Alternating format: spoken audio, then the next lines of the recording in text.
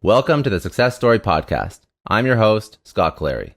On this podcast, I have candid interviews with execs, celebrities, politicians, and other notable figures, all who have achieved success through both wins and losses, to learn more about their life, their ideas, and their insights. I sit down with leaders and mentors and unpack their story to help pass those lessons on to others through both experiences and tactical strategy for business professionals, entrepreneurs, and everyone in between.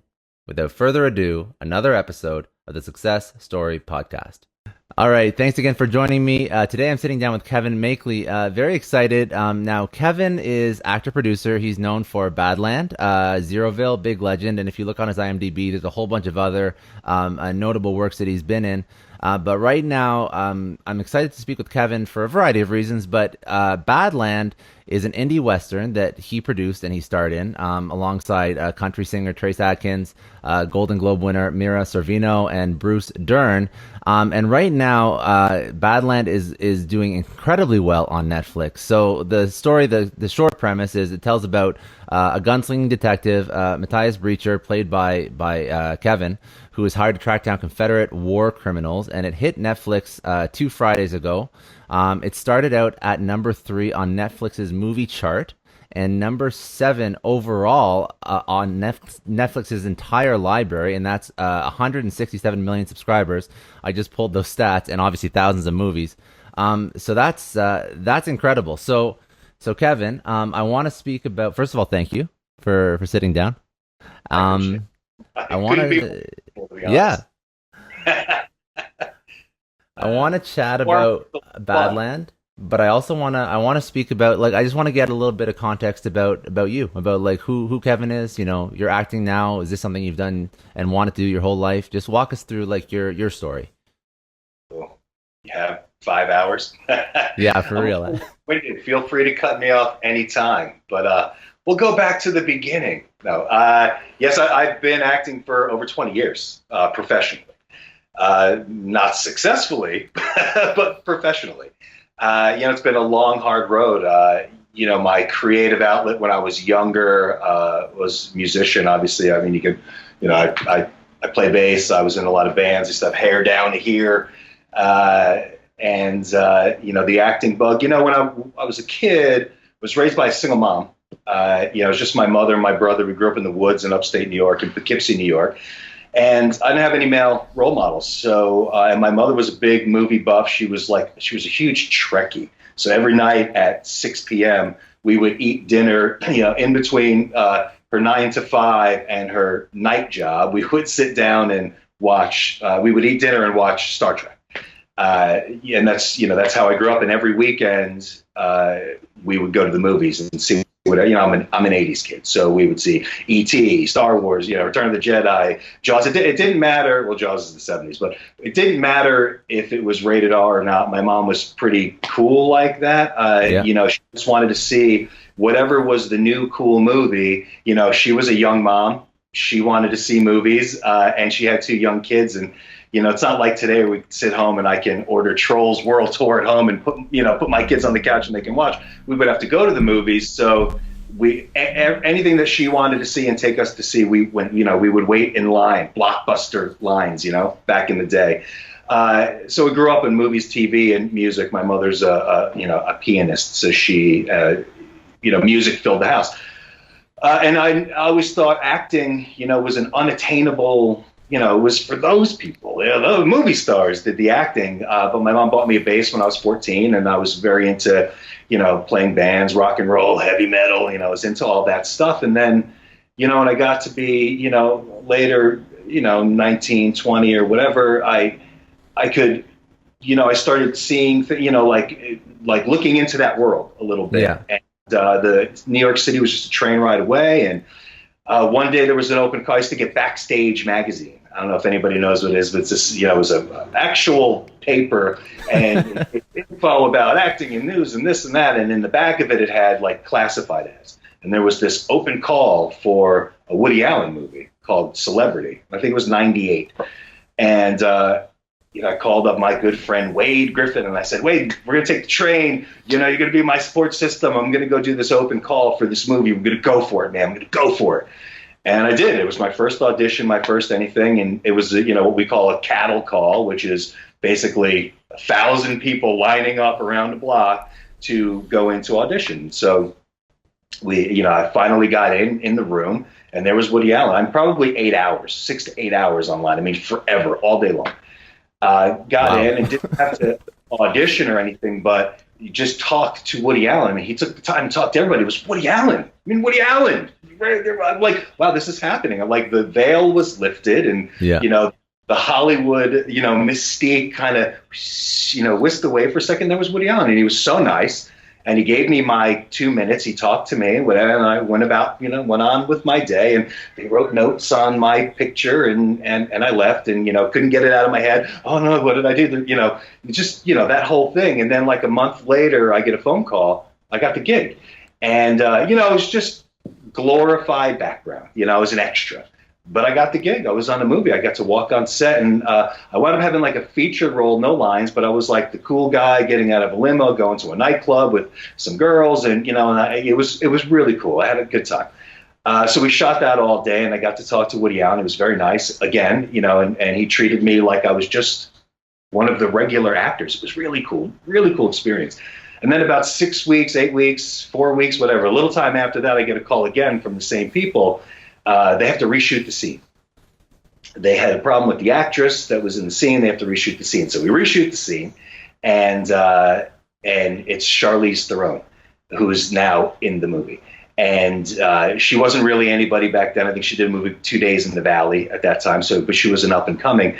So we reshot the scene. My role got truncated quite a bit, but I'm still in it, and I still got to work on it. And that was really my introduction into the film business. And then I realized, wow, if I keep working at this, I can do this. There's no reason I can't do this. So it was hard to balance the bands and the pursuit of the acting dream, because a band is 150% commitment, and acting is 150% commitment, and it was very hard to do both. So I still play, but I quit the band and did everything I could do to move to New York City. I worked like 5 jobs, between Poughkeepsie and New York, and I commuted until I could find, save up enough money and find a place. And then I moved to New York City, and that's how I started the whole thing. But I was a personal trainer, was my day job in New York City when I was, and then one thing led to another. See, I told you, I'm long-winded, and that's just the first audition. No, it's good. Well, it makes a lot of sense, because the second you decided to sort of like run after this, pursue it, it's when that veil was lifted, like that it turned from like an esoterical into like a tangible. And I actually really like that story a lot, because it's still not easy. Like, you're still working 5 jobs, and and to be honest, man, like deciding between playing in a band or being an actor, those are both, to start, very low paying gigs. You know what I mean? Yeah, but I'm an artist at heart, man. So you got to express yourself, and I was all, was in a rock band, in a heavy metal band, was, one of the highlights of my life. We used to play gigs, and people, dancing and moshing, and screaming, it's a lot of in fun. Yourself, and it's so fulfilling. But I got the acting bug, and I didn't look back. So how did the career progress? Like, how did you get to, like, acting is not producing. So what, just walk through, you don't have to go through like every single thing you've done, because I know you've done a lot, but just walk through that if you can. So I finally, made my way to New York City, and, you have to be there to do the auditioning. And I ran the gamut. I had a little bit on Sex and the City. I had a little bit on The Sopranos, all uncredited, just on screen, like a lot of featured background stuff. I walked through all those shows, as there were all the soaps that were on, I had little parts on them, and I did all that. And New York really wasn't, was kind of on the decline for productions at the time. So I actually had a little role in Beautiful Mind in that time as well. And I did some commercials. I got my SAG card, things were off and running. And I met a gentleman named Joseph Middleton, who's a really big casting director. And most recently, I think he was the VP of casting at Paramount for quite a few years, but at this time he was on his own, and we became good friends. We had a mutual friend, became good friends, and he really influenced me to move to Los Angeles. He said, you have to be in Los Angeles, because that's where it's happening. So I left. That's the commitment. You have to make the commitment. I'm a New Yorker. I was there during 9/11. I was there. I was born and raised in New York. I'm a New Yorker, but I made the move. And, I pursued the dream. I'm an all or nothing kind of guy. And, so I made my way to LA. And then, like this, so many close calls and ups and downs and ups and downs. And I don't want to say I quickly learned, because I didn't quickly learn. It took me decades. But it's a business where the only control you have is over your own instrument. You have no control of what anybody else is going to do. There's just no control over it. You get an audition. You spend as much time as you can possibly spend on that audition, or whatever it is. You get a role, you work on the role, you do all that. But you get this audition, and sometimes you have an hour, sometimes you have 3 days to rehearse a page, 10 pages, doesn't matter. You go in the room, you do it, you do your best, and then you leave, and you get a call, you don't get a call, and usually you don't. 9 times out of 10 you don't. And I don't want to say it has a lot to do. It doesn't have a lot to do with your performance. Because you can give an amazing performance, but there's 100 other people giving the same performance, or different levels of a performance. It could be 10 people, could be 300 people. But there's a lot of people up for it. So only one person get the role. So you don't have a lot of control over that. So at one point, I decided, there's a lot of people between you and yes. Mm-hmm. And at what point, I'm the kind of guy, I was a bodybuilder for a spell, all natural, no steroids, in a band, doing the band. I a personal trainer. I always perform myself at 150%, whatever I do. And then it took me a long time to realize, but that I wasn't in control of this at all. I can only be in control as much work that I do, but once I do the work, so at one point I decided, what? Why can't I just make my own movies, do the movies that I want to do? And I found a group of like-minded people that were, that felt the same way in all different aspects, from shooting the film, from, the director of photography to producers to casting directors to, directors and writers and, all these people that are struggling the same way that I am. I don't want to say we're all masters, but, masters at their craft, but not successful monetarily, not out there. And we all kind of banded together, and people come and go within that group, but the core is there. And we started making our own movies, and they resonated a little bit. We wound up getting, we've made 5 films to date, 5 films. And, I produced them, from start to finish. I star in 3 of them. 2 of them I'm just kind of in, but helped to make them for everybody else. And, we got the first 3 got distributed by Sony Pictures Home Entertainment. The second 2 got distributed by a company called Cinedigm Entertainment, and the most recent one is Badland, and it got distributed. 20 years in the making. This career of mine, it's seemingly an overnight success. Nobody heard of Kevin Makeley, and now all of a sudden, 40 million people saw my latest movie.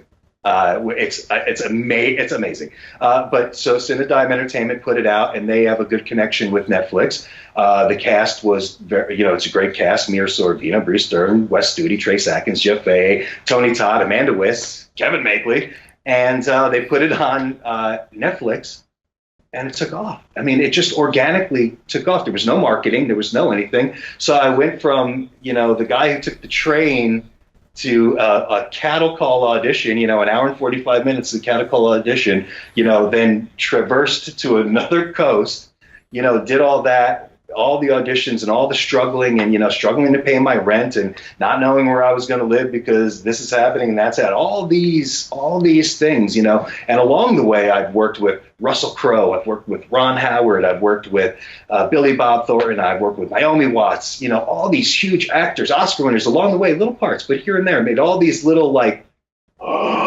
can't believe this is happening, all these ups and downs. And then finally, it's all about, you want your work seen, your hard work seen. And organically, this movie that we sweat blood for went to Netflix, and there was no marketing push. It just March 26th, what's new on Netflix? 20 movies and Badland. And all of a sudden, Badland just, the number 3 watched movie on the whole website, number 7 in the overall, and now I'm talking to you, and it's, what a ride, man. What a ride. It's so How does that cool. happen? Like, I have no idea. I'm not, how does something like that happen? Because you're seeing this more and more. And I'm seeing some of these movies come up that didn't have the, $50 million marketing budget. Plus, you know what I mean? Like, it's incredible. We're in a weird time, obviously, the coronavirus pandemic. A lot of people are home watching movies, and I think I can't wrap my head around it, right? On one side, there's, millions of people are home streaming, so much. I mean, like in Europe, they had to downgrade the quality of the streaming because so many people are watching and there's not enough bandwidth. It hasn't quite hit that here yet. I think we have pretty strong internet, in America, but, they're talking about it. I mean, that's how many people are streaming at the same time. Record numbers. So many eyeballs on these streaming services. So what are the chances that they're going to pick my movie? You know what I mean? But at the same time, so many eyeballs on it, and they picked my movie, and so many people picked it that it rose to the top. So, what was it? Was it because there were so many people? Because you think the more people that are watching something, the chances go down for all of them to look at your thing. But at the same time, with so many people watching it, the chances go up. I don't know. It's a crazy. I think I'm talking a sense here, but I think No, you're not. No, you're not. But you know what I think it speaks to? I think it speaks to the quality of the content, because it could go both ways, right? So you look at the other things that are I don't know, very popular on Netflix. Like the only one I can really think of right now, outside of what's going on with Badland right now, was Tiger King. And, that one took off, but it's not positive reviews. If I look at the reviews of Badland on your Instagram, or just even on, like, anywhere you see the reviews, they're all very positive, like, solid Western flick, like all, like very, very good reviews about the quality. Nobody is saying good things about Tiger King. They're saying it's an absolute shit show and it's entertainment, but it's not quality. It's not quality content. So it's like, you can't take your eyes off. Yeah. I think the content of what you're watching is like a train wreck, but the people that made that film were super talented to be able to put that whole story together. The documentarians, as you call whatever that, the people that produced that show are great, but the content, I mean, it's like watching something on Jeffrey Dahmer, like you can't take your eyes off it, but it's a terrible thing to watch, but someone made it and it's entertaining. So, but to speak on Badland, it's a Western. I don't know, maybe the timing was right. I mean, I like to think we shot a great Western. I know we have a fantastic cast. I mean, my cast is unbelievable, and I'm so honored and privileged to have, shared the screen with each and every one of those amazingly talented people. But it's also a tale, it's a tale of the American West. It's a fictional tale, loosely based on some kind of historic events, sort of, but not really. Yeah. And, I mean, the period was right. The costumes were right. The guns were period. All of that stuff was accurate. The time period was accurate. Just the story obviously was fictionalized. But I find that Westerns are the mythology of America. They're Jesse James, is the Robin Hood of the Old West of America. Billy the Kid and all these guys, they're the King Arthur. They're these larger than life people that have been told in stories passed down to generation and generation. Much like King Arthur and the Round Table and Excalibur, and and now these are our stories, and we're home bonding over this this pandemic, this crisis, and maybe people are feeling nostalgic for an American tale, and it came out at that time. And if Badland is filling that, giving a little escapism or filling that need for something, homegrown, I'm honored and touched that we can be that platform for people to watch and escape a little bit. So. I think that could be accurate. I think that you don't see a ton of westerns come out anymore. I'm just thinking back, like I don't remember, I can name a few, but like there's not like an influx of western movies being made. So I think that the timing was right. I think that, yeah, it could be a little bit nostalgia. I think people are looking for things that, maybe it's just they're looking for things they've never heard of before, and they found the hidden gem, and they're sort of latching onto that. Because I think there is, it's obviously not a great circumstance what we're dealing with, obviously, but it could be the perfect storm of events that's leading people to consume other types of content that isn't like that blockbuster, heavily promoted, heavily produced content. And I think people enjoy that stuff too, because like has an indie, I'm not as involved in film as you, obviously, but has an indie film ever received this much notoriety on Netflix? Do you know? I don't think so. No, but if you go back in history, like Slumdog Millionaire was like that, Yeah. Went from nothing to huge, or go back. I mean, that's a foreign film, but if you go to, think of like Napoleon Dynamite, for example, this little movie was just a little indie film. I mean, it did the festival circuit, it did all that, but it blew up into a phenomenon. Different medium, obviously, it was in the theaters. It was really before the whole streaming revolution. But, I find that the streaming, this is, and this is part of the reason why I think my company, Pop Octopus, my production company, we're riding the crest of the wave where we have the streaming in mind. And what I think for an independent film is, everybody wants their film up in the movies. Every independent filmmaker, if I could shoot on film and put it in the movies, and that's what we want to do. The reality is, blockbusters are going to the movies. Theatrical releases are getting smaller and smaller. It's very expensive to put them out. You need a huge marketing budget to put them out. Independent films, you're struggling to get enough money to shoot your film, let alone do any marketing for your film.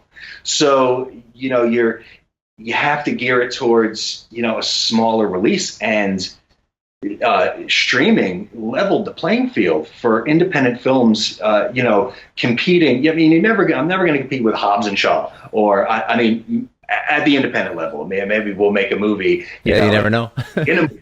Rock, that'd be awesome. I can dream. Come this far, right? Yeah. Rock, talking to you. Anyway, but we can release Badland, the same week digitally as Hobbs and Shaw or The Avengers, or even Hostiles is a big Western that came out last year, the year before, a fantastic Western.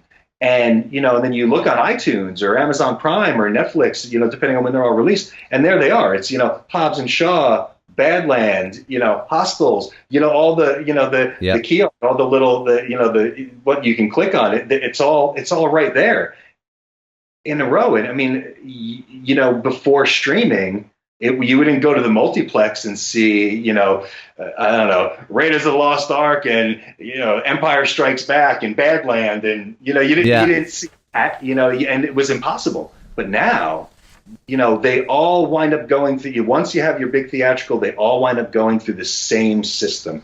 You go on the premium streaming to the streaming services like Netflix and Amazon free with Prime. Then you go to like a Tubi free with ads, or you go to HBO. You do all, you do that whole thing. It's the same. Once it's out of the theater, it's the same process for everybody.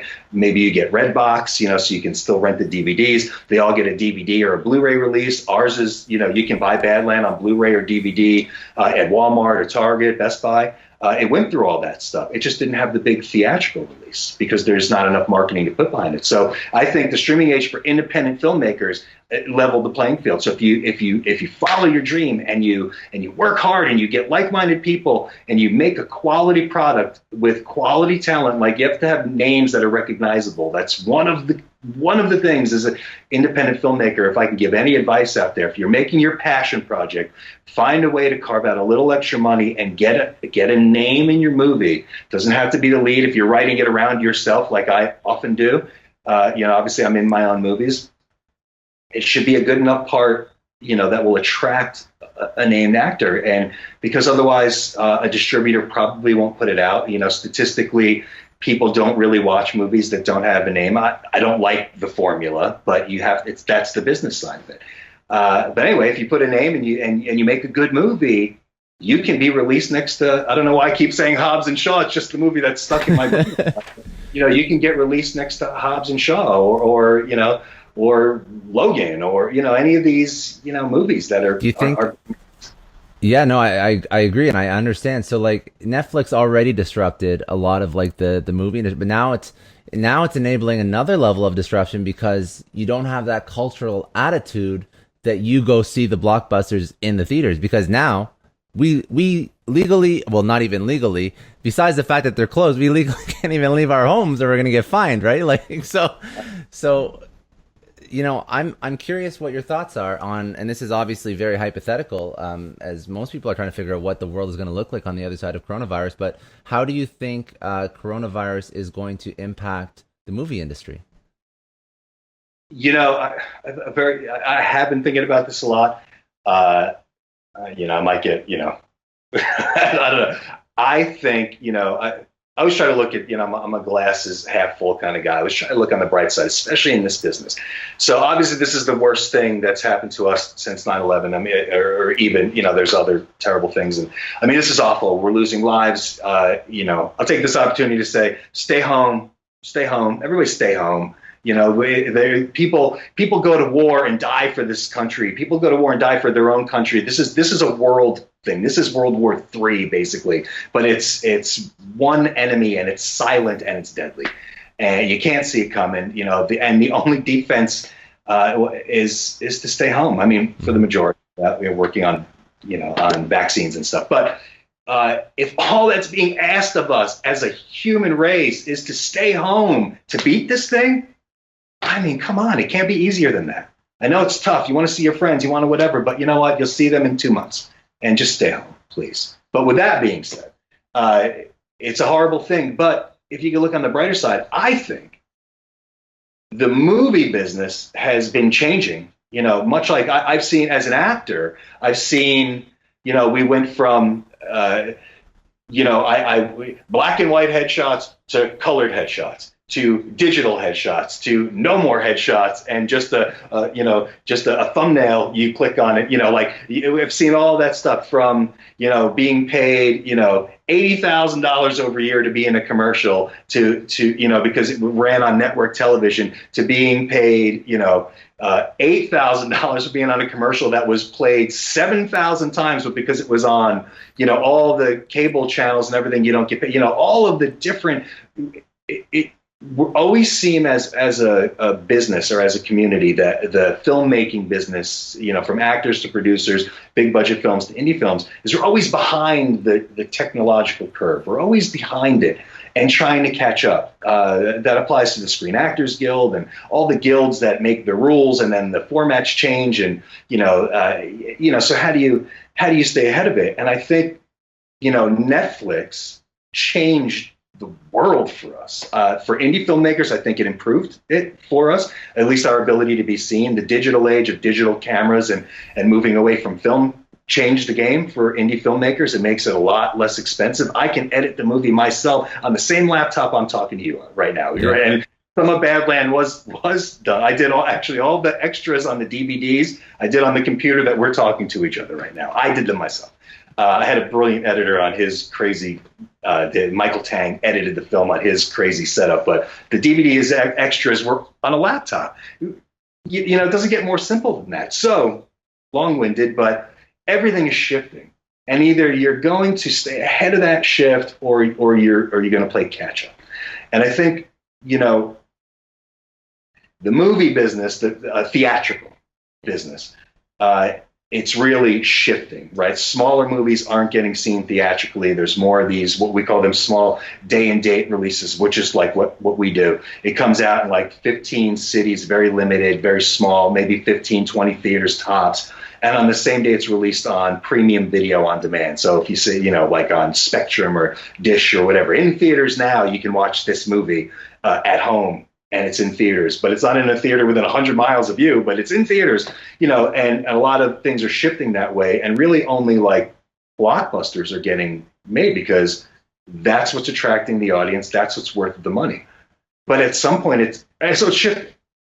And I think that the coronavirus, as awful as it is, was the wake-up call for the big studios to change tactics, to really, and again, this is outside looking in, my opinion.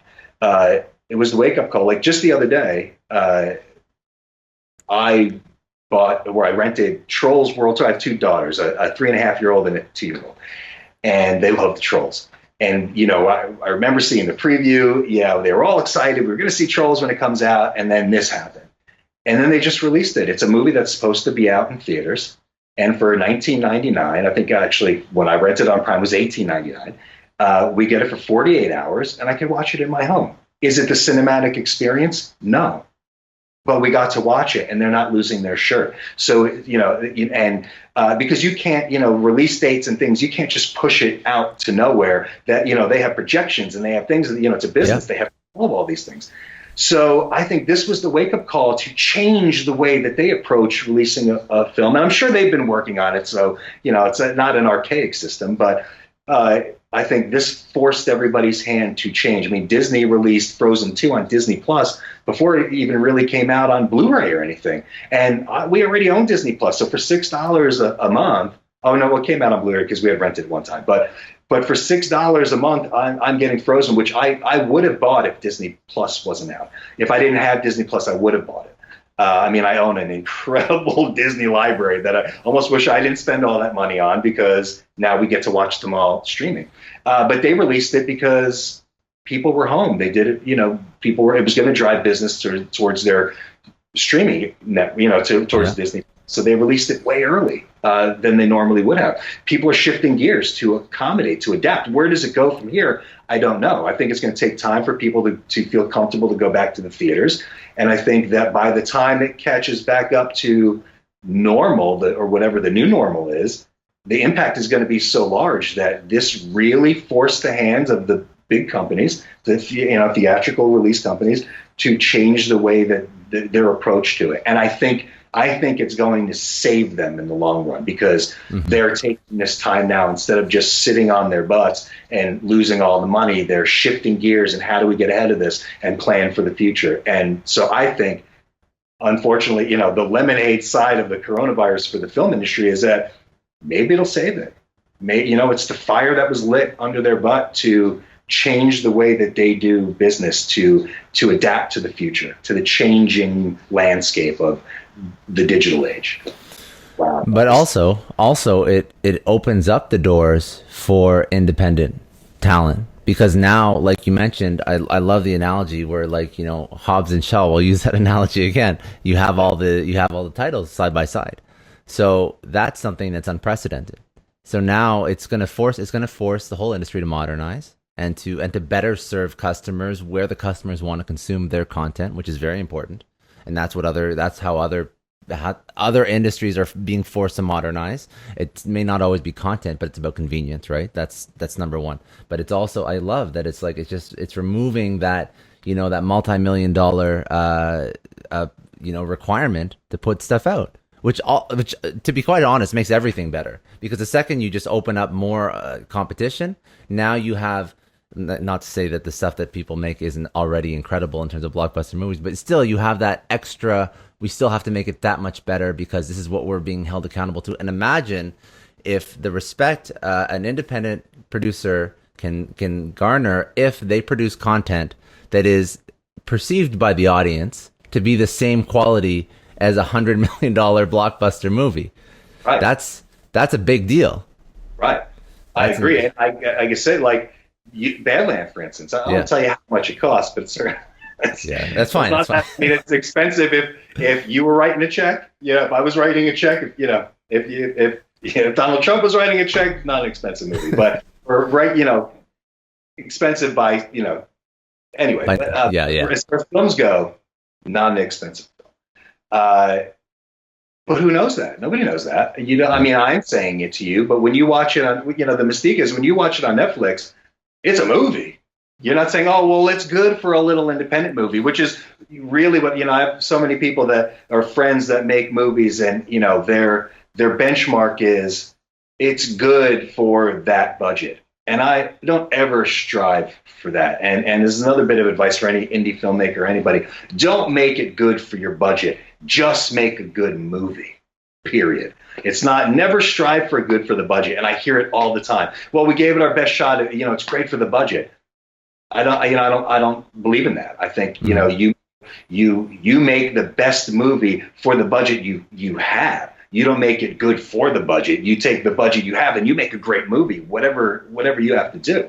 But when you get to Netflix, it has to be, Netflix comes with a certain, I'm not saying every movie on Netflix is, a 5-star movie, obviously, and it's all subjective, right? Some people love Badlands, some people hate Badlands. Some people, love Star Wars, some people hate Star Wars. Obviously Star Wars, has a big influence on me. There's a big Star Wars picture behind me. So it's, subjective, but you can't take away the quality of a movie. If it's a good quality movie, you might not like the subject matter or the actors, or you might not like a performance or whatever. Somebody wins an Oscar, you're like, why? They were terrible, but they won an Oscar, so somebody thought they were great. It's all subjective. But so you put it on Netflix, and there's a quality level, production quality, whoever. And once it's on there, nobody knows the difference. I don't even know if people are thinking, oh, I didn't even see it in the movies, so it must not be good because it wasn't in the movies. I don't know what people think, but I know. For instance, again, I'm not really, kind of an overnight success at this point, but like 2 months ago, it was out on Redbox. And it's just a funny story. I happened to go visit my wife. She works in Santa Clarita. And I wanted to visit her. I was done early for the day, and I wanted to surprise her. And I stopped at a Ralph's, which is our grocery store in Los Angeles.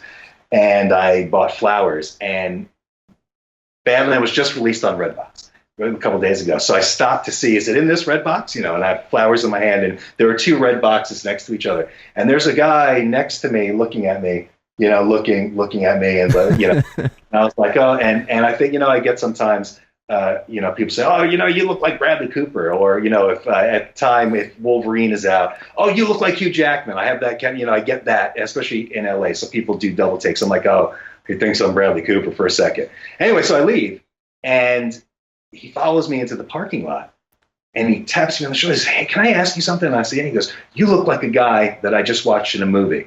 And I said, oh, really? And I said, what? I said, was it a Western? He was like, yeah, Badland. And I'm like, oh, that's funny. That's me. And he was like, oh my God. He was like, can I take a picture? Oh, it's my son's birthday. Will you do it? Like, he did this whole thing. Like, it was this amazing. And the guy happened to be returning Badland, and I was standing next to him. That's an LA story. It only happens in LA. That's funny. But to him, I was a movie star, not the guy that produced his own movie that happened to get it on Netflix or in Redbox. Mm-hmm. Do you know what I mean? To him, it didn't matter. He got a DVD from Redbox or Blu-ray, whatever it was, and he put it in his DVD player at home. Yeah. The movie came on, and I'm a movie star. So that's how people perceive it. That your movie is out, and it. So again, Netflix, all the digital streaming, it's leveled the playing field for guys like me, and and Dwayne "The Rock" Johnson. Obviously, he's a star, and I love him. I think he's an amazing talent, and what a career and what a story. But our movies play next to each other, and it's what a cool thing.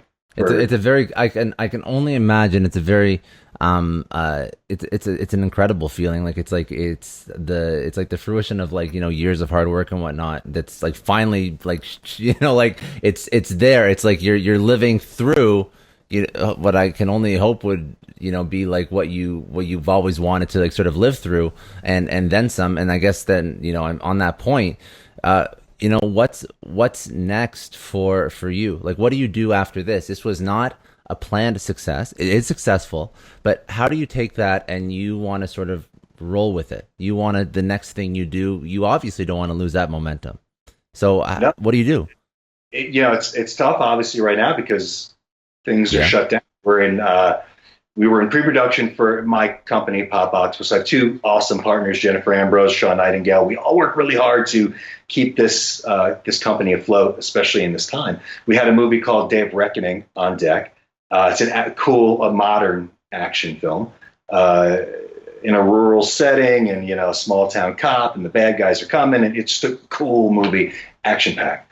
Luckily, we weren't too far into that we're losing money right now. We just kind of I'm going to say we pulled the plug, but we shut it off for a minute, put it on. And that's going. And in the meantime, I acquired an awesome book series, my company, written by this guy, Bobby Cole. The first book is called The Dummy Line, and it's about this character, Jake Crosby, takes his 9-year-old daughter turkey hunting. He's an avid turkey hunter. It takes place in Alabama, Mississippi.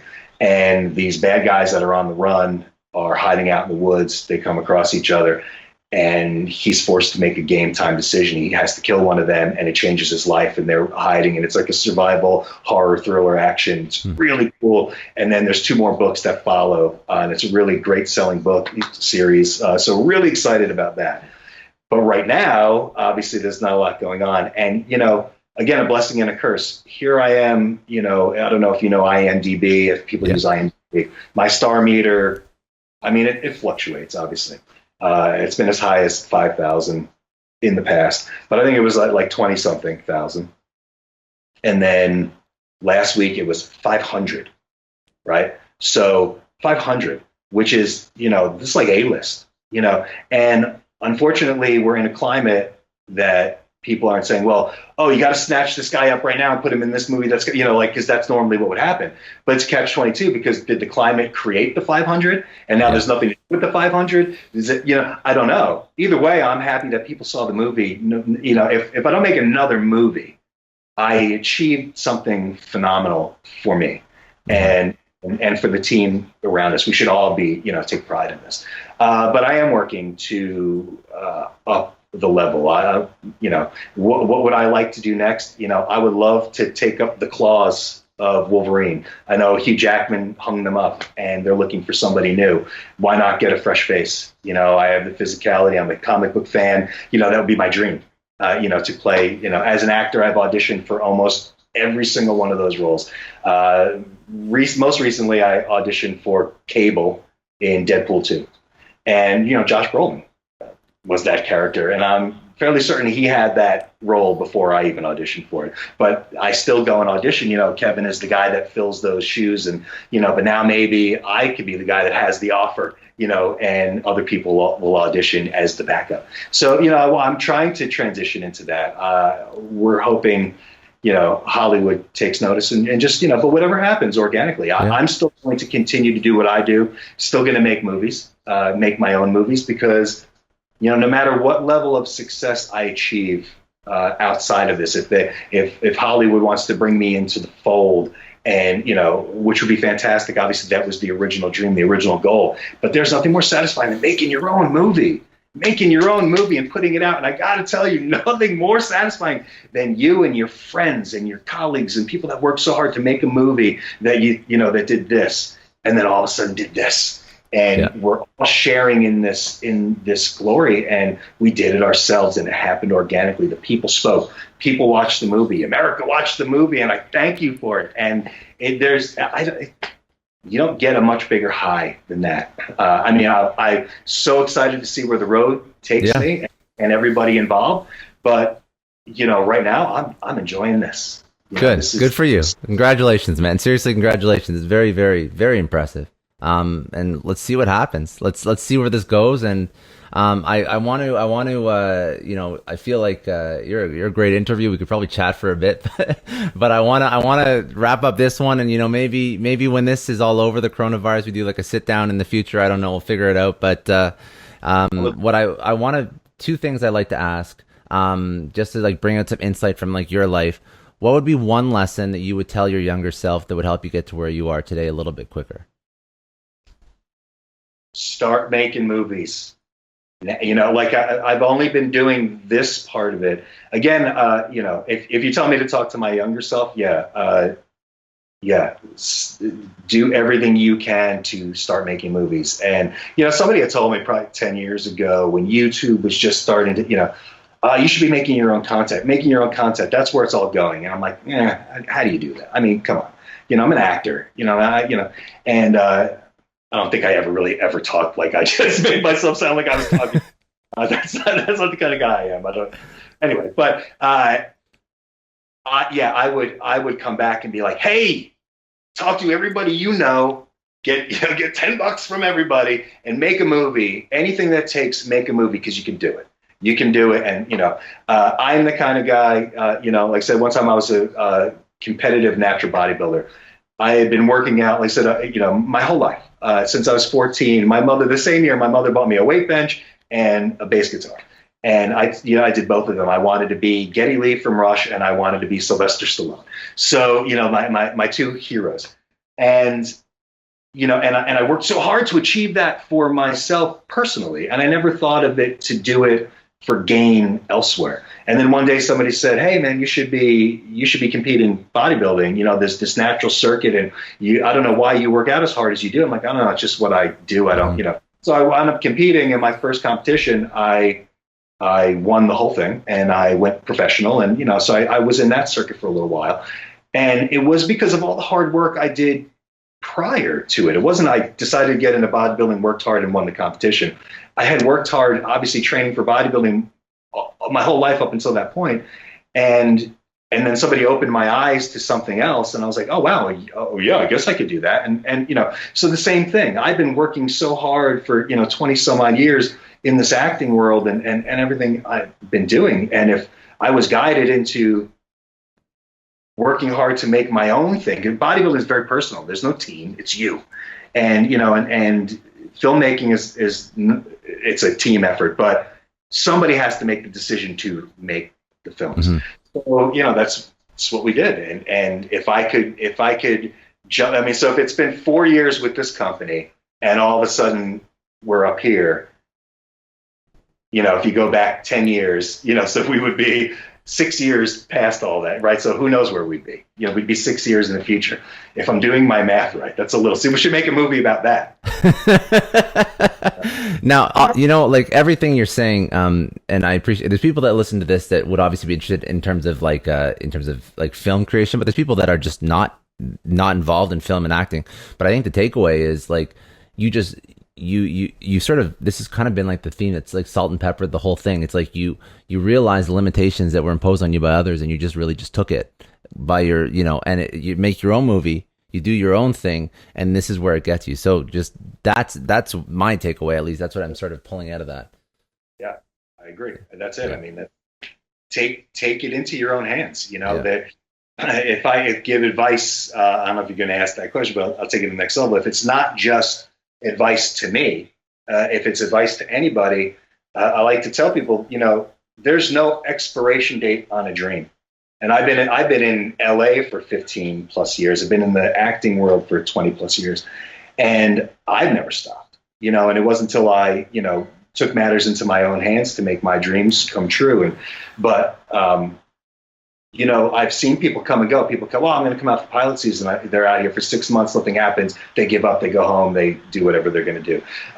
People give it 5 years. People give it 10 years. And I'm not saying you can't shift, whatever, but I've never stopped doing this, and now I'm living proof that, sorry, something just popped up on my screen. Oh, no worries, man. I'm living proof that there is no expiration date. 20 plus years I've been working at this, and no expiration date on a goal, on a dream. You just keep plugging along. You just keep doing what you do. Don't take no for an answer. And when if you have the opportunity, take it in your own hands and do it yourself. I love it. And last question I wanted to ask before we close this off, where do you go to improve yourself? Like, is it a mentor? Is it a book, a podcast, an Audible? Like, what's your thing to sort of grow as an individual? My wife and kids. Yeah. I mean, they just inspire me, every day, those faces, and I never knew, the level of love and deep connection and respect. It's my safe place. I'm out there taking chances every day. And sometimes I take chances on their behalf that might have a detrimental effect on them. And yet I take time away from the family, and I go out and I make a movie, and I take time, and I might not get paid. I might not get who knows? It might not be food on the table. And yet, no matter how long I work, how long I'm away, how aggravated I am when I come home because I've been falling off a horse for 15 hours, or these sales weren't good. Whatever this crazy business brings, I come home and they're there with smiles on their faces and hugs and kisses. And my wife is my rock. She's my biggest supporter. I mean, if this grows and becomes something, which we're hoping it will, she was a huge component in supporting me through the thick and the thin and keeping me going. So if I didn't have that support system, I would be lost. I don't hope that's not a cliche answer, but I love my family. I don't care about cliche or not. I care about honest, and I think that's a good answer. It's a very good answer. How do people, get in touch with you, watch your movie, check out, more of what you're putting out there if they want to? Is there, websites? What socials are you on? Yeah, Instagram at kevinmakeley.com. My Facebook is, I'm bad at social media. I'm, trying to get ahead of the Facebook. I think I'm going to turn my Facebook page into what they call a fan page because it's filling up. Yeah. And I think you don't have it so many people. So I'm about to change that over. But at Kevin Makeley at Instagram is where to find me on Instagram. And you could watch Badland on Netflix, obviously. If you don't have Netflix, you can rent it on Prime or Vudu or all that. But also check out Any Bullet Will Do is our first Western. I love it. I think it's great. You can see it on Vudu, free with ads, Tubi. If you have Prime, you can watch it for free. And then another movie, Big Legend, if you're a fan of Bigfoot or creature features, that's a fun one. And you can see it in all the same places. I'm hoping now that we can ship those over to Netflix since the company has had some success. But check those out. And then also, I'm working with Scott Lobdell. He wrote a lot of the X-Men comics in the 90s. And he pens the Red Hood and some DC stuff right now. He also wrote the movie Happy Death Day. Great friend of mine. We're working on a Badland comic, prequel stories of Matthias William Breacher, to keep us busy in this time. It's an online comic. It's going to be free. So check out Scott Lobdell on Instagram or at Kevin Makeley on Instagram, and we'll keep you posted on when that. I mean, it's coming soon. We're knee deep in it, so we might take some of our other properties like Big Legend and do comic versions of them as well, just to have people, something to look at during this time. So yeah, build the community. That's smart. That's very smart. Now's the time to do it. Everyone's sitting at home. So what else? Anything? Okay, that's all I got. Is there anything that you wanted to touch on that we didn't discuss? I think it was a good chat. I think my mouth is dry. I know. I was gonna say you're not drinking any water, man. You gotta get in you gotta get your interview cadence down. my cup is way over there. Oh my God, I gotta go. That's amateur, buddy. That's amateur. Anyways, all right. That's all I got, man. I'm learning. That's good. That's good. No, man, this has been great. I don't, like I said, stay home, stay safe, stay healthy, and watch Badland. And everyone, thank you. I can't thank you enough for watching and supporting. Hit me up on Instagram. I do my best to get back to everybody. I don't have that many followers, but tell your friends, everybody start following me. I'm trying to get into this social media thing, and I just love it. I love interacting with people. It's like, I think one time I had posted on, I had this picture in the back here, and it was May the 4th. I'm a big Star Wars fan. And it was a picture of me and my good friend Todd, who happens to be in Badland. He was also the assistant director and a co-producer. And I'm holding my daughter, and we're in front of the picture, and it was May the 4th be with you, and we put it up. And Mark Hamill, liked it. And I flipped out. And I'm like, Mark Hamill saw it, and people like, and it can recreate those feelings for people. If you're out there and you like the movie and you like me, whatever, hit me up on Facebook and I will get back to you and let's interact. It's, I'm a fan before I am anything else. And if I can bring that veil down for anybody, and bring you into that world a little bit and bring you some joy or anything, please have at it. I'm here for everybody.